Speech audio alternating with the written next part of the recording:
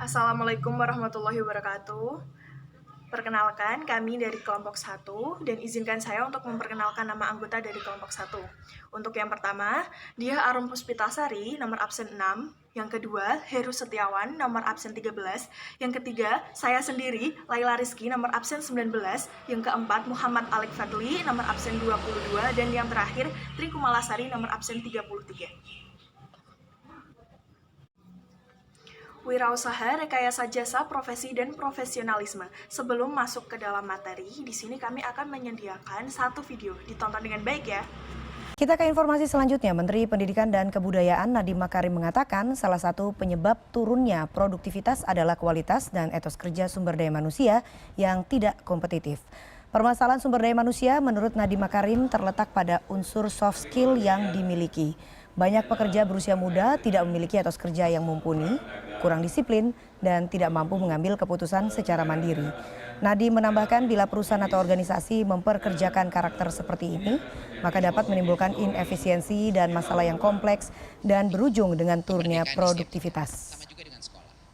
Anak-anak muda kita pada saat masuk dalam pekerjaan, kalau kita rekrut langsung dari sekolah atau mungkin baru 1 tahun dari sekolah, semuanya sama komplainnya. Boleh ya, saya tebak ya. Nggak bisa komunikasi yang baik. Skill-skill kolaborasinya kurang baik. Dia nggak tahu cara kerja kolaborasi. Kurang baik dari sisi disiplin diri. Datang tepat waktu, apa yang dia bilang dia follow up, apa yang dia janji dia kerjakan. Ketiga, nggak bisa buat keputusan secara mandiri. Semuanya harus serba disuruh. Nggak bisa mengambil keputusan dan melakukannya men-solve problem secara independen. Dan ketiga, tidak bisa berpikir kritis dalam arti mengeses dirinya. Kalau melakukan sesuatu, apa pro-nya, apa konnya. Ini semua sama.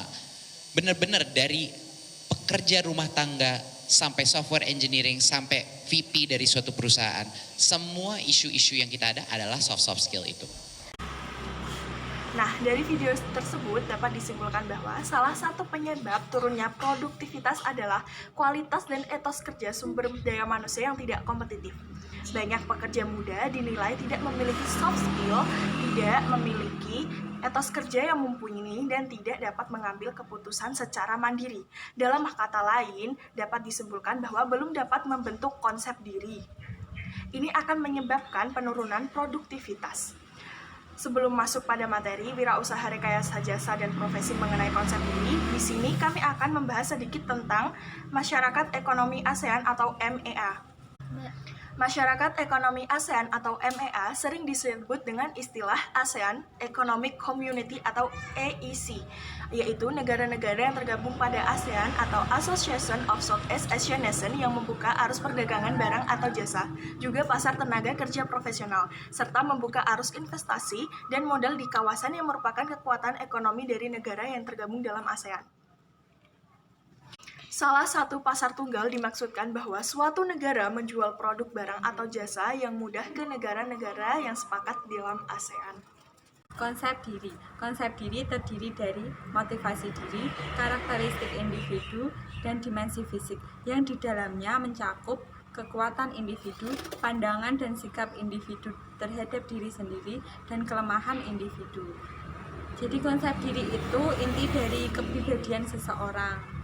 Yang konsep diri itu mencakup 3 dimensi, yaitu pengetahuan tentang diri sendiri, pengharapan tentang diri sendiri, dan penilaian tentang diri sendiri.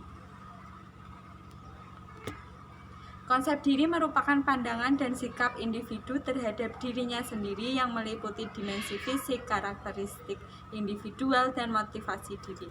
Konsep diri merupakan inti kepribadian individu yang berperan untuk menentukan dan mengarahkan perilaku dan kepribadian, perilaku kerja dalam usaha jasa profesi dan profesionalisme sangat dibutuhkan terkait dengan upaya membangun usaha, baik berupa produksi jasa maupun barang secara profesional. Profesional adalah orang yang berprofesi mempraktikkan keahlian tertentu sebagai kegiatan pokok untuk dapat memperoleh nafkah hidup. Perencanaan usaha jasa diawali dengan membangun visi dan menetapkan cita-cita setelah mengenali visi atau kekuatan diri, mengarahkan dan berupaya mengembangkan potensi tersebut. Program persiapan menuju dunia kerja direncanakan dengan target terukur dalam batas waktu yang jelas. Persiapan masa depan setelah lulus sekolah menengah dan memasuki dunia kerja dapat ditempuh melalui beberapa pilihan. Yang pertama, pilihan bekerja setelah lulus sekolah. Yang kedua, pilihan melanjutkan kuliah. Dan yang ketiga, pilihan berwirausaha. Pilihan bekerja setelah lulus diupayakan melalui beberapa langkah, diantaranya dengan mendaftarkan diri di bursa kerja dan melihat informasi lowongan pekerjaan dengan segala persyaratan yang ada. Pencari kerja juga dapat membekali diri dengan mengikuti sertifikasi kompetensi lembaga sertifikasi profesi atau LPS yang ada. Kompetensi dipertajam dengan mengikuti pelatihan di Balai Latihan Kerja atau BLK dengan berbagai program yang sesuai dan mengikuti uji kompetensi untuk mendapatkan sertifikat kompetensi. Itu seperti pada gambar adalah contoh sertifikat kompetensinya. Oke, sebelum masuk ke soal, jika ada pertanyaan yang ingin kalian tanyakan, taruh di kolom komentar ya. Setelah memahami materi yang tadi, selanjutnya masuk ke dalam soal-soal. Nomor 1, perencanaan usaha jasa diawali dengan A. Mempraktikkan keahlian, B. Pemasaran usaha jasa, C. Membangun visi dan menetapkan cita-cita, D. Berdiam diri meremengi nasib, E. Menyiapkan alat dan bahan. Nomor 2, apa yang dimaksud istilah pasar tunggal dalam ASEAN? A. Satu daerah menjual produk barang atau jasa ke daerah lain. B. Penjual menjual barang atau jasa ke pemerintah. C. Menjual barang di pasar. D. Tempat terjadi jual beli di sebuah negara. E. Satu negara menjual produk barang atau jasa dengan mudah ke negara-negara yang sepakat.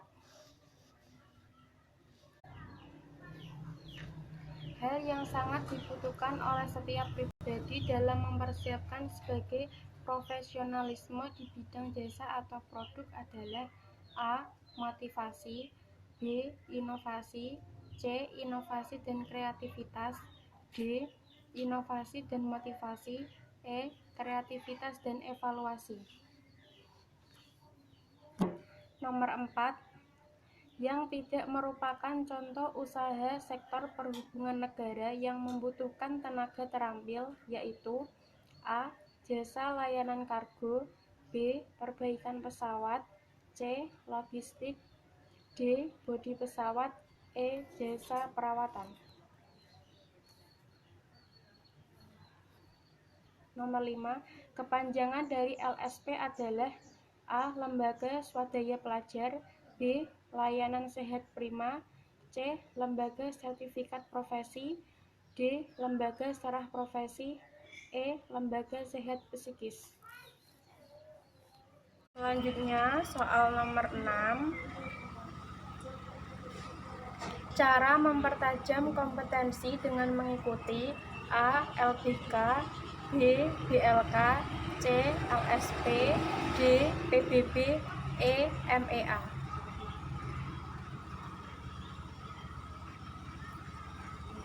Nomor 7, pencari kerja juga dapat membekali diri dengan mengikuti A. LBK, B. KPK, E. UNBK, D. LSP, E. Penyuluhan secara berkala. Nomor 8,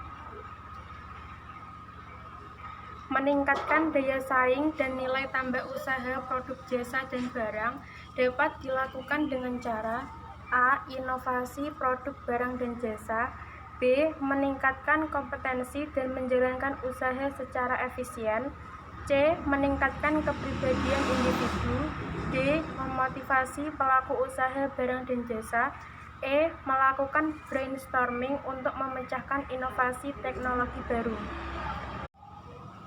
Nomor 9, Pandangan dan sikap individu terhadap dirinya sendiri yang meliputi dimensi fisik, karakteristik individual, dan motivasi diri disebut A. Maintenance, B. Investasi, C. Konsep diri, D. Brainstorming, E. Self-love. Nomor 10. Pencari kerja juga dapat membekali diri dengan mengikuti sertifikasi kompetensi dari A. LSP, B. LSM, C. ACT, D. OJK, E. MEA. Oke, sekian presentasi yang dapat kami sampaikan. Semoga kita semua dapat mengambil pembelajaran dari materi yang kami sampaikan. Sekian, terima kasih. Wassalamualaikum warahmatullahi wabarakatuh.